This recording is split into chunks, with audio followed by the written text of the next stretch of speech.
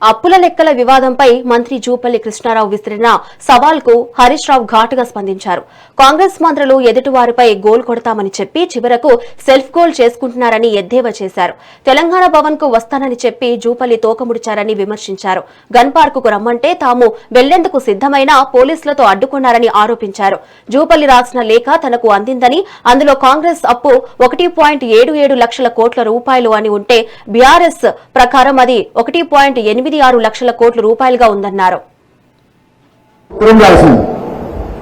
ఆ ఉత్తరంలో ఏం చెప్పిందంటే, కాంగ్రెస్ గవర్నమెంట్ వచ్చిన ఇన్ని రోజుల పాటు ఆయన చాలా సీనియర్ మంత్రి 5 దగ్గర పనిచేశాడు. మొత్తం కాంగ్రెస్ ప్రభుత్వం ఏర్పడిన నాటి నుంచి ఇవాళటి వరకు కాంగ్రెస్ గవర్నమెంట్ చేసిన అప్పు 1,77,058 కోట్లు అని చెప్పిండు.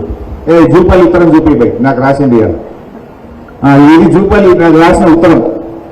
డిసెంబర్ నుంచి 2026 జూన్ వరకు కాంగ్రెస్ ప్రభుత్వం కొత్తగా తీసుకున్న అప్పుల విలువ 1,77,058 కోట్లు మాత్రమే.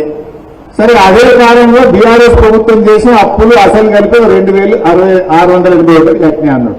ఇది జూపల్లి ఉత్తరం, నాకు వాట్సాప్ లో ఉన్న ఉత్తరమే. ఇప్పుడు అది పంపించి స్క్రీన్ మీద పెట్టినా. ఎంత అప్పు చేసిందంటే కాంగ్రెస్ ఎంత 1,77,058 కోట్లు అని జూపల్లి నాకు ఇవాళ ఇప్పుడు రాసిన ఉత్తరం. ఇప్పుడే నా ఫోన్ లో ఉన్నది, ఆ ఫోన్ లోకి వెళ్ళి తీసి పెట్టినా. తెలంగాణ ప్రభుత్వం తెచ్చిన అప్పు రిజర్వ్ బ్యాంక్ ఆఫ్ ఇండియా ద్వారా ఎఫ్ఆర్బిఎం అప్పు ఎంత అని గూగుల్ అడిగినా, reserve bank of India website పోయి చూసినా ఎంతుంది అప్పు? 1,86,087 కోట్లు. బీఆర్ఎస్ హయాంలో మన సంగారెడ్డికి, మన సదాశివపేటకు కేసీఆర్ గారి ఆశీస్సులతో ఎస్డిఎఫ్ లో డబ్బులు ఇప్పించినాం. కాంగ్రెస్ వచ్చినాక కొత్తగా వచ్చిందేం లేదు. కేసీఆర్ గారు ఇచ్చిన ఎస్డిఎఫ్ డబ్బులన్నీ వాపసు పోయినటువంటి పరిస్థితి. సంగమేశ్వర బసవేశ్వర ప్రాజెక్టు 4 లక్షల ఎకరాలకు నీళ్లు ఇచ్చే ప్రాజెక్టును ఇవాళ కాంగ్రెస్ పార్టీ దాన్ని అతికెక్కించింది, బంద్ చేసింది. ఇవాళ మన నారాయణ ఖేడ్, మన అందోల్, మన జహీరాబాద్, మన సంగారెడ్డి, మన పటాన్చెరు 5 నియోజకవర్గాలను సస్యశ్యామలం చేసేటువంటి బసవేశ్వర సంగమేశ్వరను ఆనాడు కేసీఆర్ గారు రూపొందిస్తే ఇవాళ కాంగ్రెస్ పార్టీ దాన్ని పక్కకు పెట్టి ఈ సంగారెడ్డి జిల్లాకు తీవ్రమైన అన్యాయం చేస్తా ఉంది. రేవంత్ రెడ్డి 2-3 సార్లు వచ్చిండు, జైరాబాద్కు వచ్చిండు, జిల్లాలో తిరిగిండు.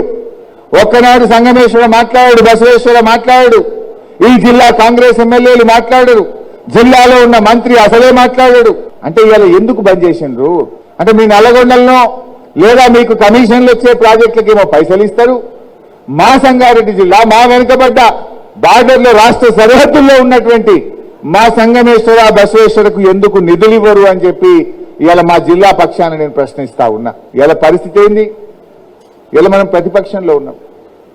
ఆనాడు అధికారంలో ఉంటే మా క్రాంతి గారు, మన భూపాల్ రెడ్డి గారు నాకు ఒక ఫోన్ కొడుతురు, అన్న జొన్నలు వచ్చినాయి కొంటలేరే, ఇబ్బంది అవుతుంది అనగానే నేను కేసీఆర్ గారితో మాట్లాడుతుంటే 2 రోజుల్లో జొన్నల కొనుగోలు కేంద్రం స్టార్ట్.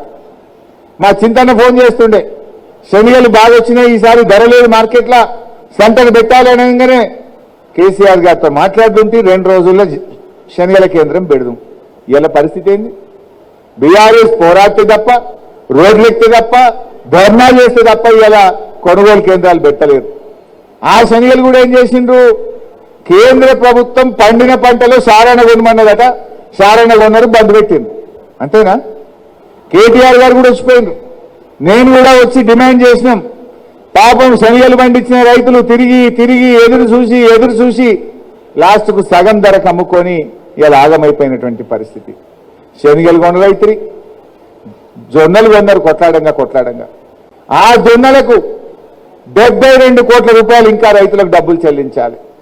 చెప్పుడేమో రేవంత్ రెడ్డి అలా కూర్చుంటాడు, 24 గంటల పైసలు ఎత్తున్నాం, కొనంగానే తెల్లారే బ్యాంకులో పైసలు ఎత్తున్నాం.